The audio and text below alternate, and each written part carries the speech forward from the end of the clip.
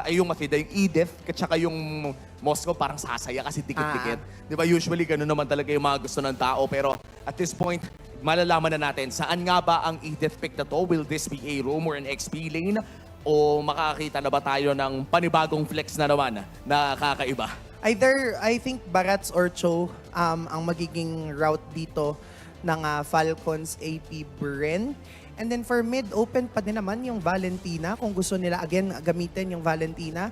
Or malay natin, maglabas na naman si Few na mga kakaibang hero. Like Diana, Julian, kung gusto niya, di ba? Kanya-kanya lang yan ang trip eh. Kasi gano'n naman talaga ang panahon ngayon. And again, para lang natin mas lalong ma-emphasize, match point to para sa Aurora MLBB. Ayun na. Oh, there it is. Nag-specialty pick na ang Falcons AP Bren. With this match point coming in from Aurora, mukhang kumapit na sa mga comfort pick ang Falcons AP Bren. You have Grak Onigo locked in para kay Master Oquen. At pati na rin yung Faramis na ilang championships na ang napanalo para sa Pilipinas. Ito na si Grak Onigo at si Faramis Arcangel finally for Falcons AB Bren. I think for Aurora MLBB, they can go with the Carmilla if they want. Or Cho, open pa din naman. Pero Arlot, ito na nga yung sinasabi natin, since hindi na ban yung Arlot, pwede nang maging Arlot itong si Edward. Tapos si Rene J na yung gagamit ng Cho. And kanina, nakita natin ginamit to ng side ng Aurora. But ang post 4 nila at the time was Aurora.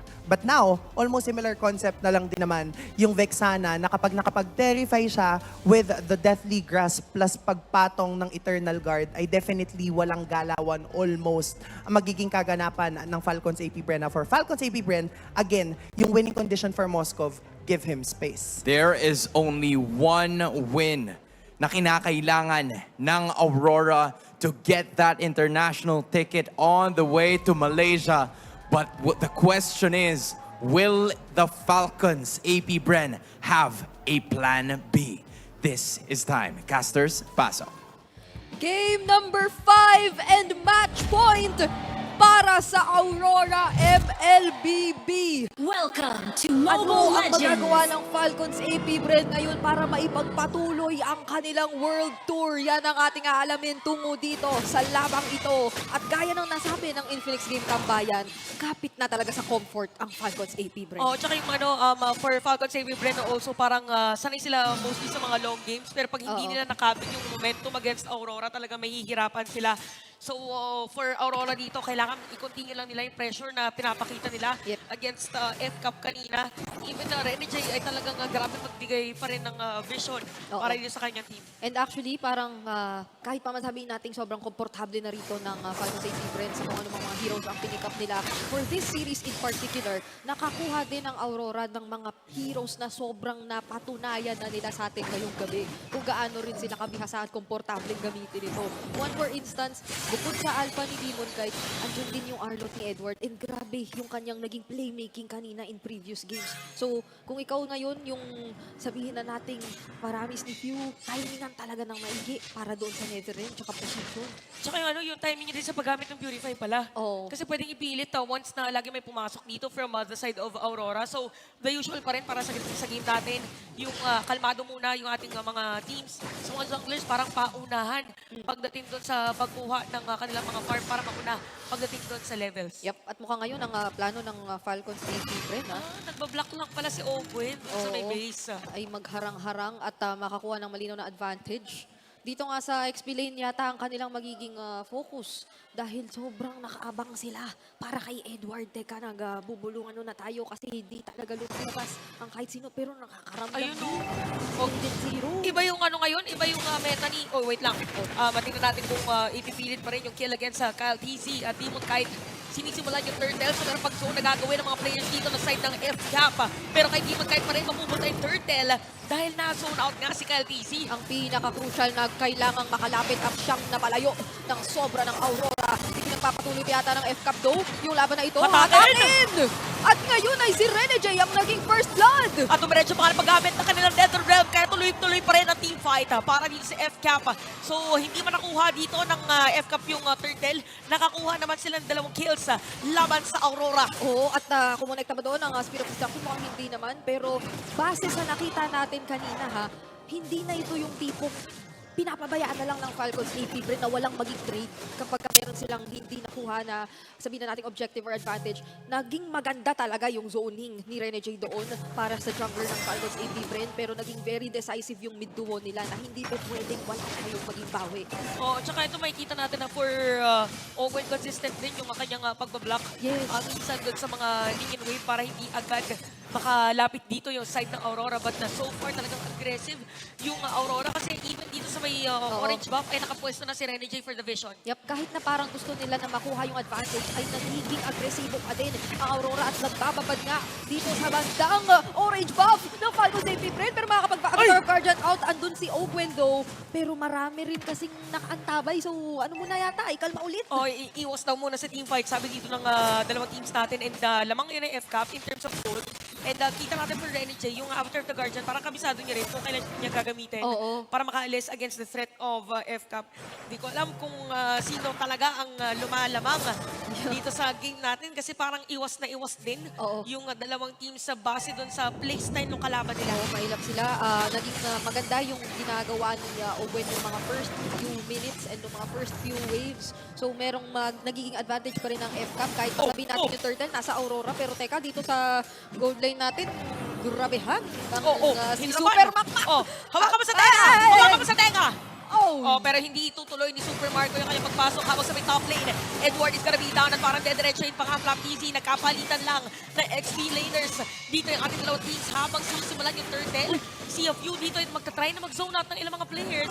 Pero take note na wala ng Eternal Guard dahil nagamit na at nadiinan pa nga ng Outward the Guard. Kaya Kyle TZ ay mapapatay na.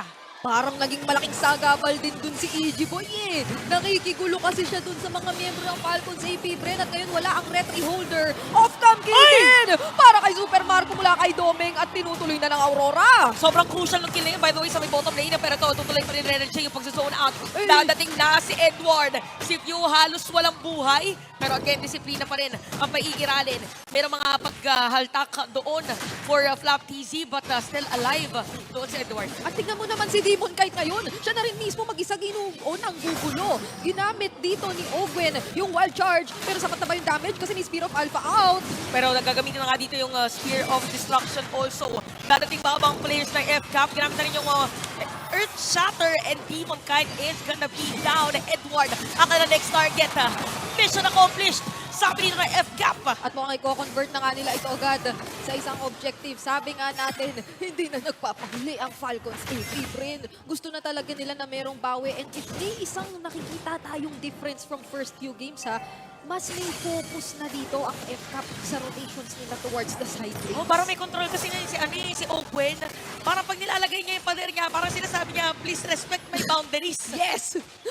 Kanina space yung pinag-uusapan natin eh. Ngayon naman boundaries na sineset ni Owen. Ayun! Dahil dyan, speaking of, nakikita na naman natin in action at nagiging advantage to lalo para dun sa mga nangangailangan ng space ng mga boundaries na yun tulad ni Super Marco. At saka dito parang sabihin na natin maganda rin siyang gamitin later on pang reset ng mga objective. Di ba Yep. minsan ginagamit yan and nagkakasuntukan din sila. Dumating na dito si Domeng.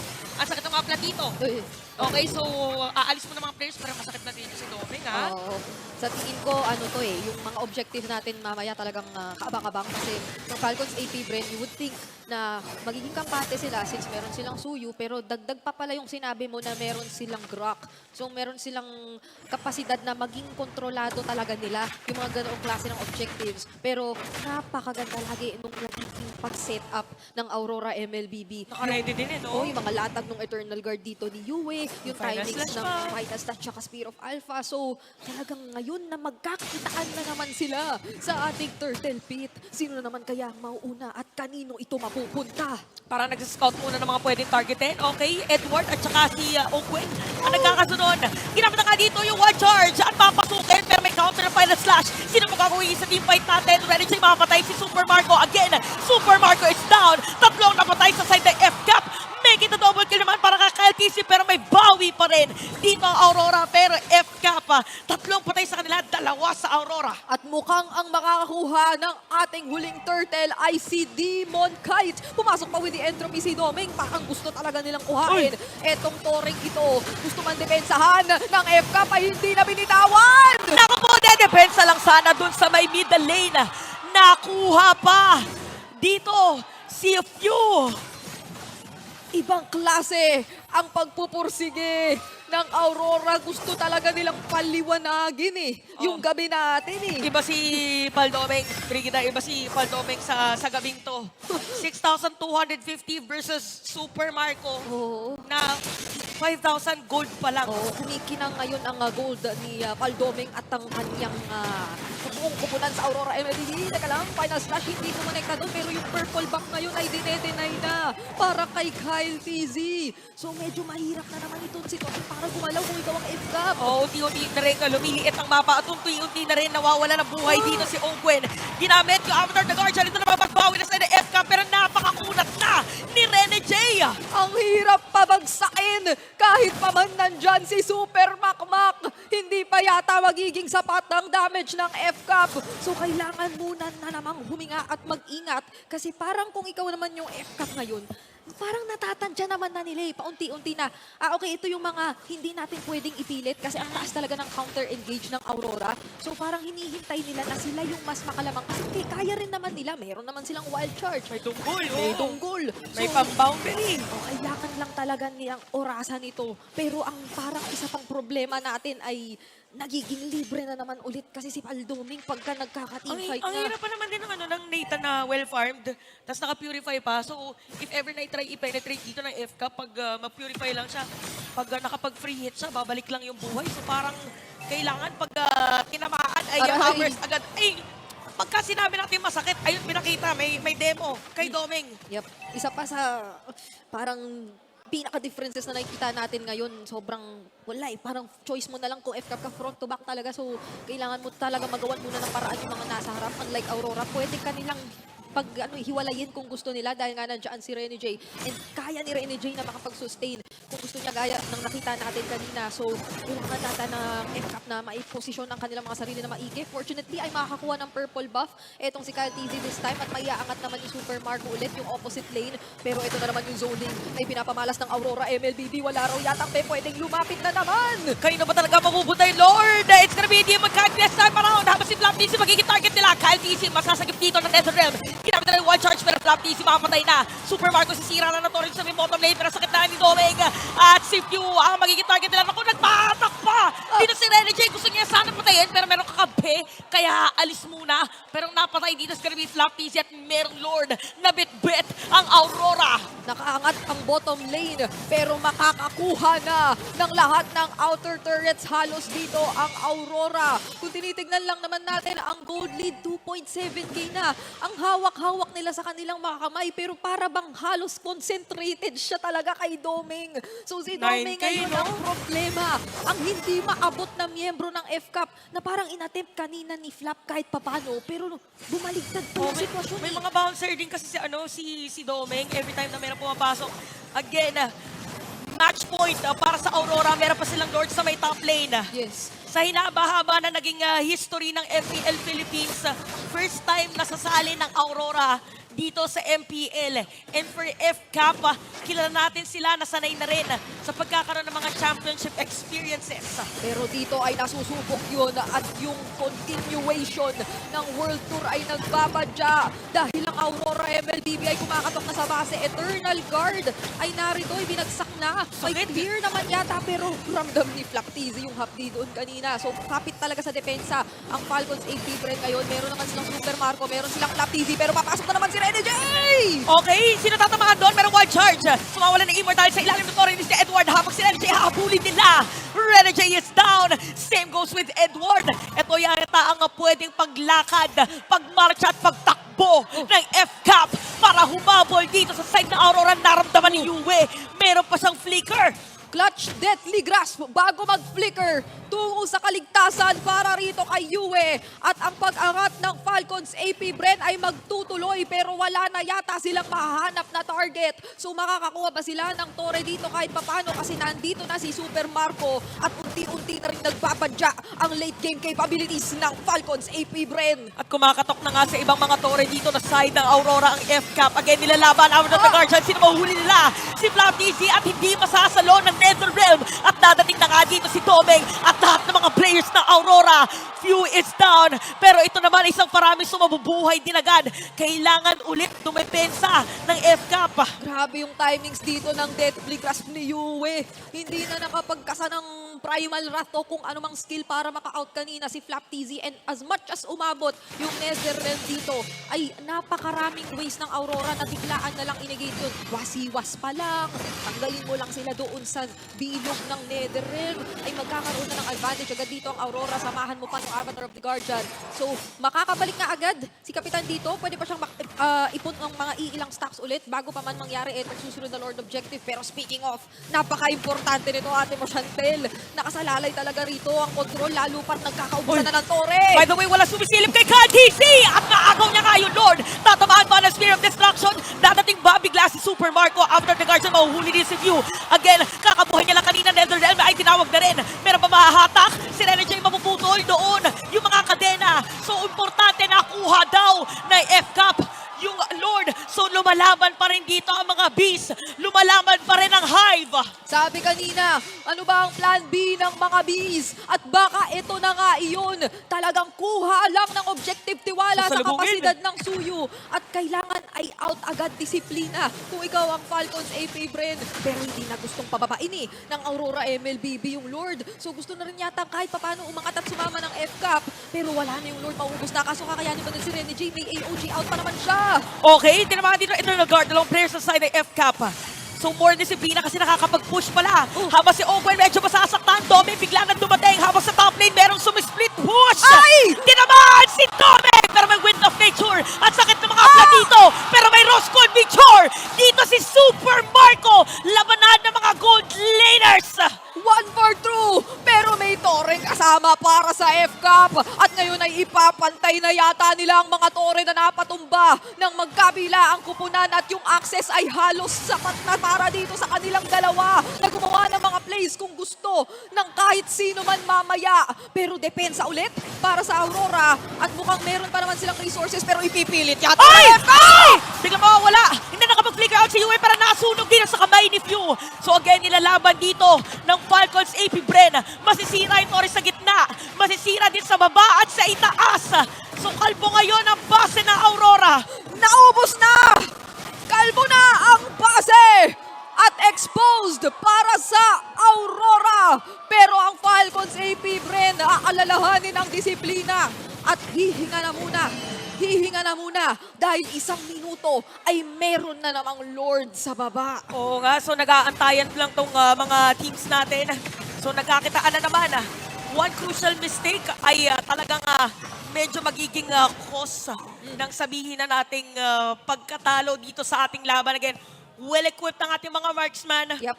Domeng and Super Marco, parang sila na nga ngayon yung nagtatargetan eh. Yep, yung Wind of Nature play kanina, sabay clutch rose gold dito ni Super Marco ay grabbing the difference maker talaga kanina. Parang kung hindi dahil doon ay magiging alanganin pa ang tuloy-tuloy na pagsugod at pag-ubos, pagkalbo ng mga tore dito ng Falcons AP Bren. Pero even for Kyle TZ, nakuha na rin naman niya yung kanyang rose gold meteor. So kung sakali man na umabot sa puntong magkaka-assignment sila na ikaw ang tuon ng pansin dito, hanapin mo siya. Baka merong mas maging dagdag kapasidad dito si Kyle TZ na i-carry out yung mission na yun para targetin dito yung crucial members ng Aurora. Pero mamaya na natin yung Hindi titingnan. ko na alam pang mga gantong mga 16 minutes tapos ganito na yung itsura ng base. Parang kung ikaw ay supporter ng F-Cup or Aurora, Oo. hindi mo na maipinta kung ano talagang nararamdaman mo eh. Yes, meron pa namang mga minion waves na maangat. Nakaungot yung boto. Kailangan yatang medyo balansehin ito kasi ang Falcons AP Bren, maganda ang kanilang waves. So may uuwing isa, hindi na lang yun alam ng F-Cup. Ay, ayun, alam na. Oo, sabi na, umiisi Domeng saglit. Okay. Kaya yatang i-burst dito yung Lord. So meron din naman information on side ng Aurora na sinisimulan na nga yung Lord. Pero parang ayaw din nila masyado magpakita kasi Super Marco kanina sumakto din yung kanyang Spear of Destruction eh. Oo, hindi siya yung basta-basta. Sige, kakas ako para may auto entry ako kapag nagkakaroon na ng mga teamfight. Parang pwede niyang piliin yung target na napaka-crucial gaya nung naging pagpili niya kanina para rito kay Domeng. At hindi pa rin nga ipinagpapatuloy ang Lord Objective. Tamang palitan muna ng Pokes. Isa yan sa mga magiging specialty panigurado ng FCAP with the Paramis in their hands. Pero ang Aurora nandito na rin. Nagpapakita. Informed na silang lahat at magkakaalaman na! Pero final slash, pero may sagot lang din naman ng Netherrealm. Kha'Zix yung makakakuha dito ng Retribution. Habang si Domeng napatay na rin dito ng View. Mawala na Ivan si Flaptis at ilalaban ng mga players dito ng Aurora. So nawawala na sila ng buhay. Demon Knight patay na rin. At si Yue na lang and even Edward ang natitira para dito tumakas sa harap ng mga players na FCAP. Yue ang target nila. Hindi na yata pauuwiin dahil patay sa kamay ni Kha'Zix at meron pa nga mga minion wave. Si Edward na lang ang natitirang miyembro. Clutch, final slash flicker. Pero makakatakas pa ba siya kasi hinabol na? At patay na nga. Laris Caribbean wipeout para dito sa